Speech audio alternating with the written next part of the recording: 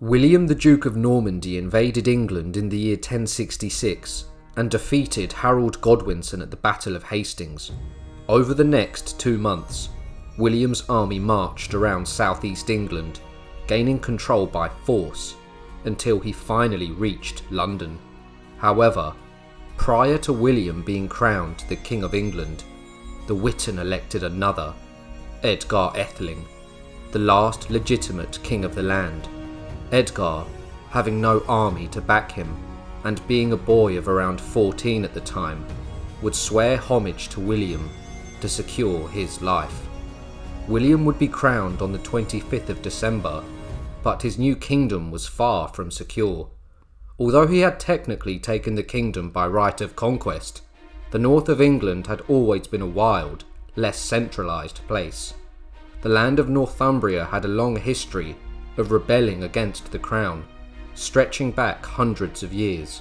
Edgar the Atheling was the last direct descendant of Alfred the Great and the true heir to the throne of England, and he was stirring rebellion in the north and was gaining the attention of Danes, Scots and Northumbrians who would rally to him. The land of England was intertwined with Edgar's ancestors. Alfred, Edward and Ethelstan, to name a few, had united the country over the generations and had made the land one. The people of England knew this, but William the Duke of Normandy had taken the whole land through conquest. Edgar, like his ancestors before him, would wage war in order to take back his birthright. As Edgar's ancestor Alfred the Great had fought Guthrum from the marshes of Somerset, Edgar would fight William from the wasteland that would become Northumbria. This war would result in the utmost devastation for Northumbria. The land was scarred. Whole towns and villages were reduced to nothing. The people were indiscriminately killed and resulted to cannibalism. It was indeed hell on earth. From this hell, Edgar Atheling and his remaining loyal lords and men who remembered what it was to be Saxon would wage war against the Norman war machine, and the result would be countless death and an ancient English kingdom reduced to ash. During the succession crisis of 1066, both William and Edgar would make their claims to the English throne. Edgar was the grandson of Edmund Ironside, the older brother of Edward the Confessor, who was the last king of England from the Wessex line. In the battles between the Saxons and the Vikings, Edmund Ironside and Canute the Great would make peace after an age of war. They split the country between them. However, just weeks later, Edmund mysteriously died. He either died from his festering wounds from the prior battles, or he was assassinated. Edmund's children then fell into the hands of Canute, who was intent on keeping his own succession secure, and exiled them and sent them into the court of Olaf the Swede, who supposedly had instructions to kill the children. However, Olaf was an old ally of Ethelred the Unready, the young prince's grandfather, and he declined to kill them. Instead, Olaf spared the children, and the princes were sent to the safety of the Kingdom of Hungary, where they remained in the care of King Stephen I, the last Grand Prince of the Hungarians.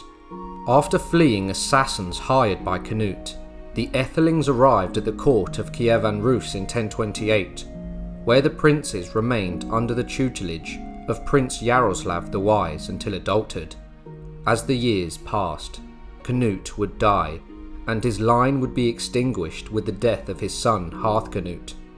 The Viking rule over England lasted over 20 years, and after the death of Harthcanute, Edward, the son of King Ethelred the Unready, and half-brother to Edmund Ironside, was recalled from his exile in Normandy by the Witan and was crowned king in 1042.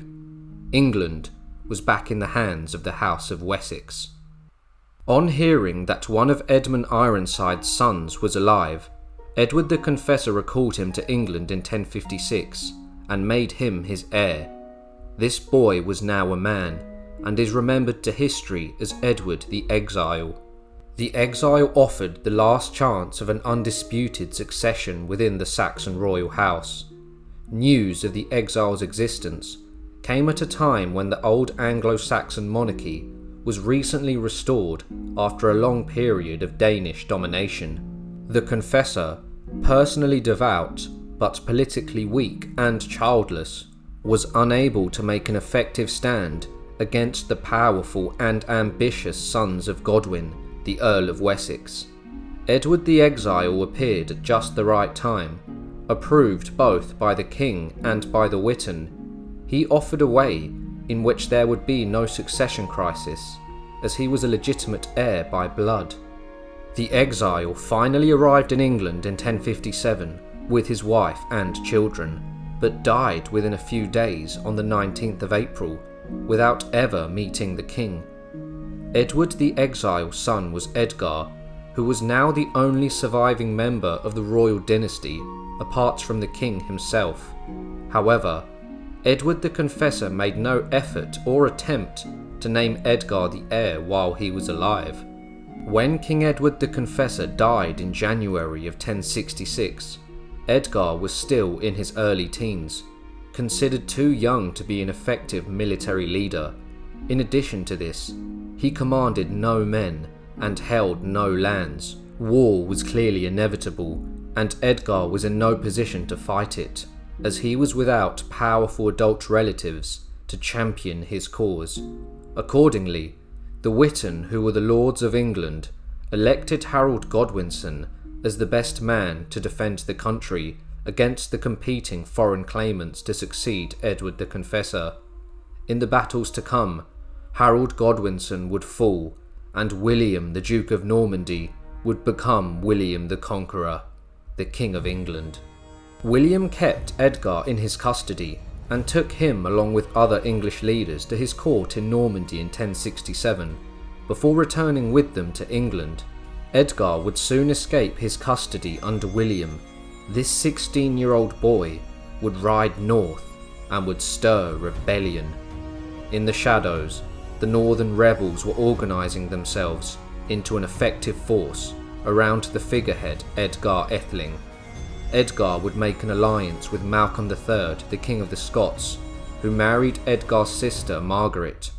Not only did the rebels want to reinstate what they considered to be the true line of kings of England, as they were already calling and referring to Edgar as the king, but the Anglo-Saxon lords had also lost much of their lands to the Norman nobles, and Edgar was their solution in getting back their lost power.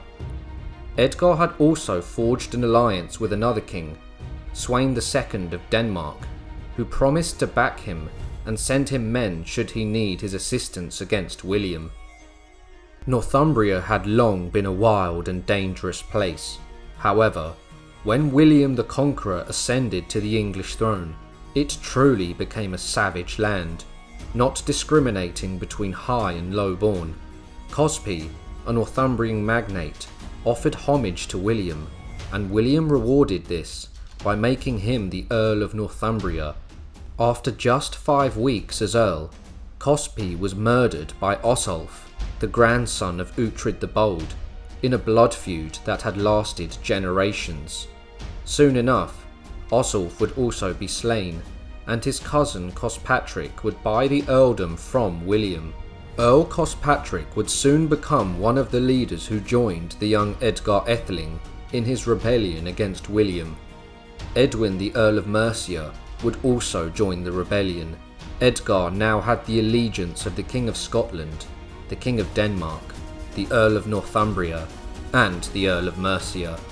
Edgar had the support of nations and half of England, and he was the true last heir of the land, so the people would rally to him. He was a symbol of hope against the invading Normans, who had subjugated much of the English aristocracy and were demanding high taxes, affecting lord and peasant alike. William, now aware that trouble was brewing in the north, sent Robert the Comyn to Northumbria with 700 men to dispose of Gospatrick from the earldom of Northumbria, as word had reached the king's ears of his treachery. Robert would reach as far north as Durham. When he arrived, Bishop Ethelwine warned him that a rebel army was lingering in the north and would mobilise against him. Robert, however, would ignore this advice. The Northumbrian rebels attacked the city of Durham in 1069. They would quickly storm into the city and began slaying any Normans they came across. Robert's Norman knights were quickly put to the sword or fled, thus completely wiping out his army and William the Conqueror's hold of the north. Robert would hear the commotion from inside the bishop's house he was staying in. The rebels knew the bishop had sided with the Normans and had abandoned his fellow Saxons, so they burnt his house to the ground, and Robert was consumed by the flames. Durham had just fallen, and Edgar Atheling would take advantage of this, with the energy of the Northerners being unmatched due to their restless spirit. He would march south to the city of York. The city quickly fell, as the townsmen recognised Edgar as their natural lord, and would call him king. Edgar, who although was young, was now a leader of men, but the Game of Thrones he was playing was dangerous, and the land he wished to rule would suffer. According to the Anglo-Saxon Chronicle, this is what transpired. Edgar Atheling marched with all the Northumbrians to York, and the townsmen treated with him, on which King William came from the south with all of his troops, and sacked the town, and slew many hundred persons. William, just back from Normandy at the time, received news of the disasters at Durham and York, and responded in typical fashion, personally marching north with an even bigger army than previously. William arrived at York so quickly, he caught the rebels off guard and routed those still with the stomach to fight. After Edgar's early success, William quickly showed him who had the more competent army. Under the Conqueror, the Normans were truly a force to be reckoned with. They had already put down one Anglo-Saxon king, and the Atheling was next. The Danes had long claimed parts of England as their own, and these Viking warriors were infamous for taking full advantage of any political upheaval in foreign parts they considered a rich source of plunder. Asbjorn, the brother of Sweyn II of Denmark, landed off the coast of northern England with a Danish fleet of some 300 ships in September of 1069, and Edgar was recalled from Scotland. York was, yet again, to be the focal point of the rebellion. The Danes reportedly sailed to York with 240 ships, where they met Edgar Atheling and Earl Cospatrick of Northumbria. In the Anglo-Saxon Chronicle, they were described as an immense army. Edgar would personally lead his men to York, and they quickly retook the city through bloodshed. In the chaos, the Norman castle there was demolished, the slaughter was recorded, and many Frenchmen fell, and many prisoners were carried back to the Danes' ships. Edgar yet again had defeated the forces of William and had retaken the north. This was the biggest Norman defeat of the entire conquest, and now the most serious threat to William's reign in England. William assembled an army and marched. When the king finally arrived at his destination, he found an empty city. The Danes had retreated down the River Trent with their extensive riches from York, and Edgar and his allies were gone. Without a fleet of his own, William could not pursue the Danes, and so he returned to the old policy of the Anglo-Saxon kings and paid them to leave the English shores. To make it clear to anyone with an interest in the north of England, William decided to spend the Christmas of 1069 in York, even moving the royal court there. William was telling the country the north was his, and he would hold it by any means necessary. The Conqueror then turned his attention to the rebels, as they were not prepared to meet his army in a pitched battle. So, William would employ a strategy that would cripple his enemy, but that would also stain his soul forever. Edgar would retaliate and led a sea-borne raid into the kingdom of Lindsey, which was a lesser Anglo-Saxon kingdom that had been absorbed into Northumbria. Edgar would again prove his mettle and would lead his men into the action himself, in order to further prove he was worthy to be king. However, the raid ended in disaster, with most of Edgar's followers being slain. Edgar himself managed to escape alive with a handful of royal followers, and then rejoined the bulk of his army. Early in the year 1070, William moved against Edgar and the other English leaders, who had taken refuge with their remaining followers in a marshy region, and he put them to flight. Edgar then returned to Scotland. King William was growing weary of the rebellion in the north. It was as if the region had declared its independence, so the conqueror would move to break the northerners in body and spirit. Orderic Vitalis was a monk who was born in Shropshire in 1075, of a Saxon mother and a Norman father.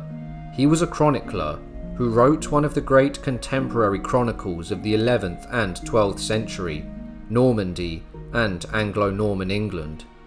He usually praised King William in his writings, but wrote this about the harrying of the north.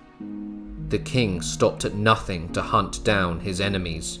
He cut down many people and destroyed homes and land. Nowhere else had he shown such cruelty, and to his shame, he made no effort to control his fury, and he punished the innocent with the guilty. He ordered that crops and herds, tools and food be burned to ashes. More than 100,000 people perished of hunger. I have often praised William in this book, but I can say nothing good about this brutal slaughter. God will punish him.